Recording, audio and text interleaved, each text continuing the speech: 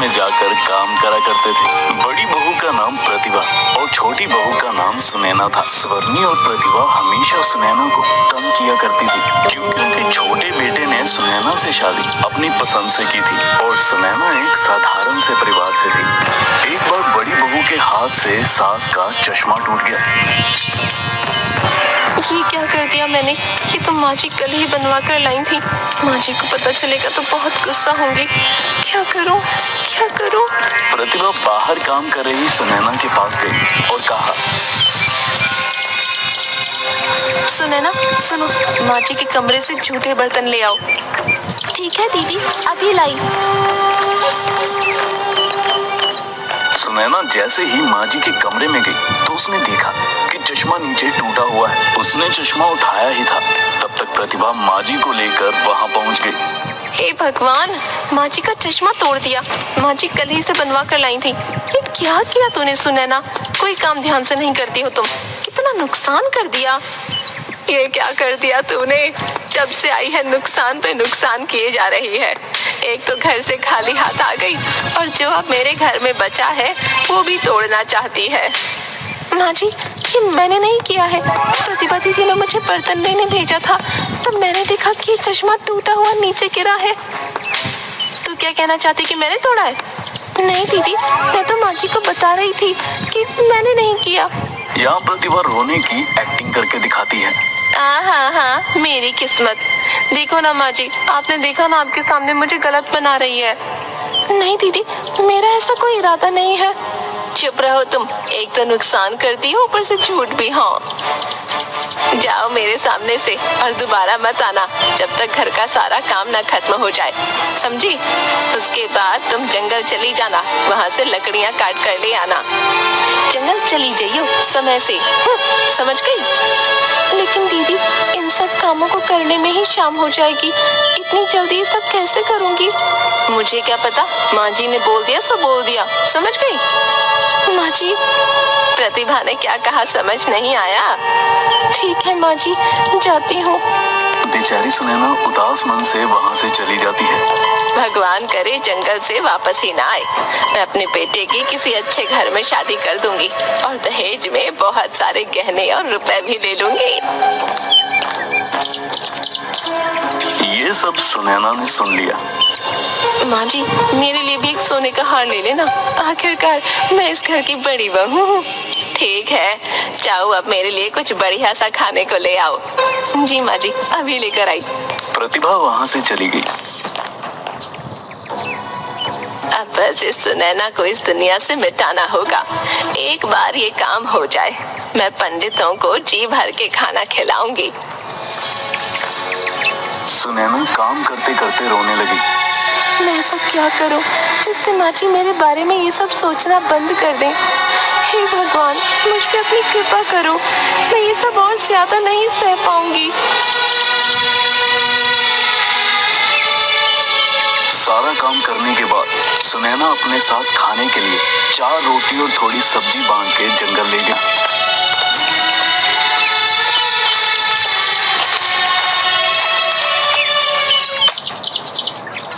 सुनैना जंगल में लकड़ी काटने लगती है।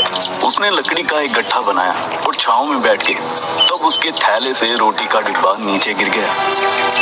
अरे, मैं तो खाना ही भूल गई। लोग काम भूल जाते हैं और मैं हूँ कि खाना ही भूल गई। क्या करूँ अपना? अब बस जल्दी घर चली जाती हूँ। इसे खाऊं या नहीं? ऐसा करती हूँ, खा ही लेती हूँ। वैसे भी दिन से कुछ खाया नहीं, फिर रात का खाना भी तो बनाना पड़ेगा। वह खाना खाने ही वाली होती है कि तभी वहाँ पर एक बकरी उसके सामने आकर बैठ जाती है। तुझे भूख लगी है? अच्छा, तू भी खा ले। वह एक रोटी बकरी को दे देती है। बकरी फिर भी नहीं जाती। इस बार वो एक और रोटी देती है और इस बार बकरी चली जाती है। लगता है इसके नसीब में रोटी खाना लिखा था। चलो, इस बेजुबान के पेट में भी कुछ गया। इसके बाद वो थोड़ा पानी पीती है। तब तक वहाँ से एक बूढ़ी औरत बहुत सारा सामान लेकर गुजर रही होती है। माँ जी, आप इस जंगल में और अपने गांव जा रही हूँ बेटी।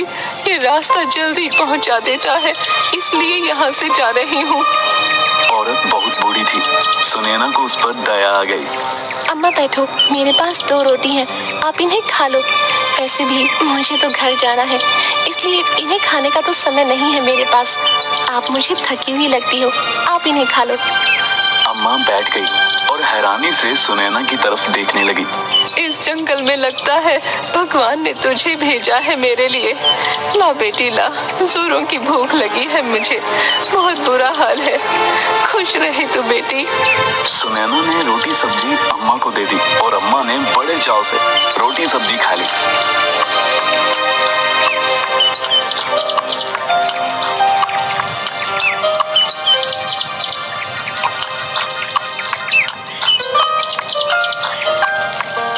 बेटी एक बात ध्यान से सुन, तेरे जीवन में कभी भी कोई मुसीबत आए तो बस अपने पूर्वजों और भगवान को सच्चे दिल से याद करना। उसके बाद सामने मुसीबत पर लाल कपड़ा और अगरबत्ती जलाकर हाथ जोड़ लेना, सब ठीक हो जाएगा। धन्यवाद अम्मा, बड़ों की कृपा से ही घर परिवार फलता फूलता है। कभी बलियापुर गांव में आना होगा तो किसी से भी पूछ लेना मेरी माँ जी का नाम। उनका नाम स्वर्णी देवी है, वो आपको बता देंगे मेरे घर का पता। कभी आना हो तो हमसे मिलने जरूर आना। जरूर बेटा, कभी मौका मिले तो जरूर आऊंगी। अब बेटी तू जल्दी घर जा, ये जंगल तेरे लिए सुरक्षित नहीं है। ठीक है अम्मा, आप भी जल्दी चली जाओ। और हाँ बेटे, कभी भी डर लगे तो अपने पूर्वजों को याद करना। पितृ हमेशा अपने वंशजों की रक्षा करते हैं। जी अम्मा।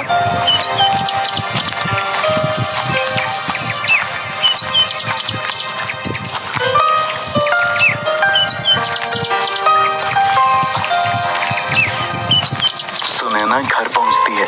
उसके बाद रात के लिए खाना बनाने लग जाती है। खाना बनाकर सबको खिलाया और उसके बाद सब सो गए। अचानक पूरा घर हिलने लग गया। अचानक ही कमरे से बहुत तेज आवाजें आने लगी। सब लोग डर गए।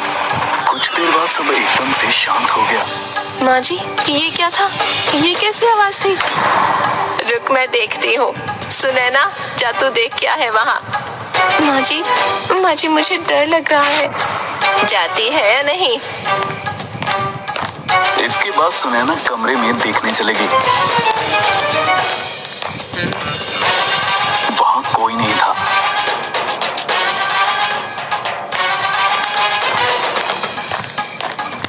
माँ जी, यहाँ कुछ भी नहीं है।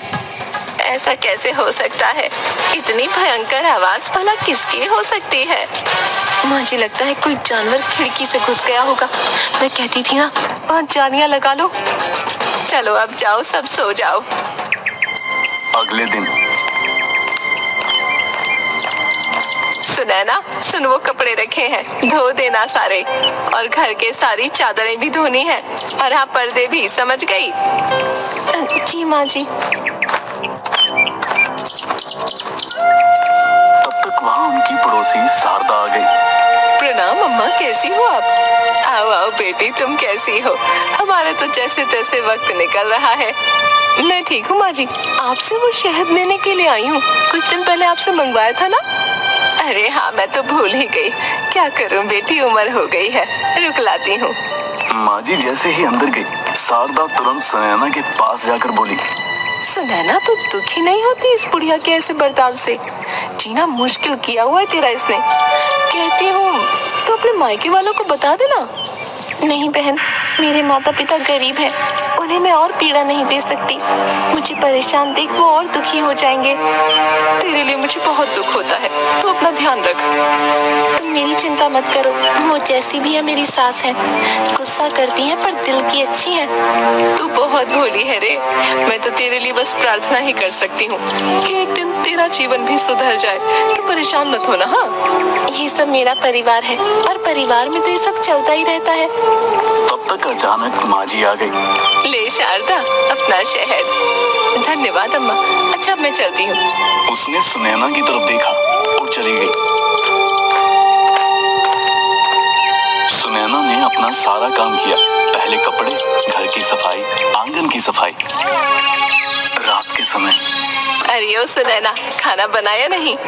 बन गया माँ जी, आप हाथ धो लीजिए, अभी लगाती हूँ। रख जल्दी, भूख लगी है मुझे बहुत। अभी रखती हूँ माँ जी। छी छी, कैसा खाना बनाती है तू, ऐसा खाना तो जानवर भी ना खाए। माँ जी, मैं आगे से ध्यान रखूंगी। सास और प्रतिभा ने सारा खाना खा लिया और जानबूझ के बाकी रोटियां और सब्जी छुपा दी। और ला रोटी। माँ जी, रोटियां तो खत्म हो गई हैं। इस घर में तो पेट भर के खाना भी नहीं मिलता। जीना तू भर हो गया है। जा बर्तन ले जा। माँ जी ने प्रतिभा को वो खाना दिया।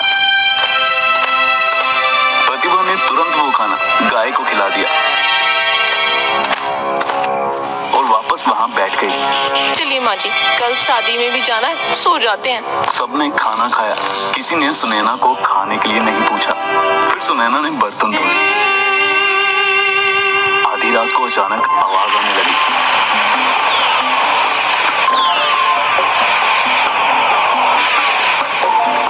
सब बाहर आ गए। माँ जी, फिर से वही आवाज। ये आवाज तो कल से भी ज्यादा है।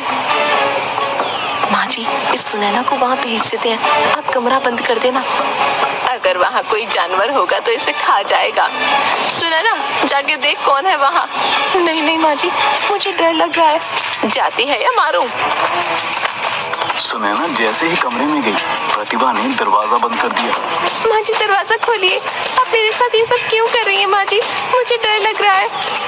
ये सब मेरी बेटे की जिंदगी में आने से पहले सोचना चाहिए था। अब भुगत। दोनों हंसने लगी।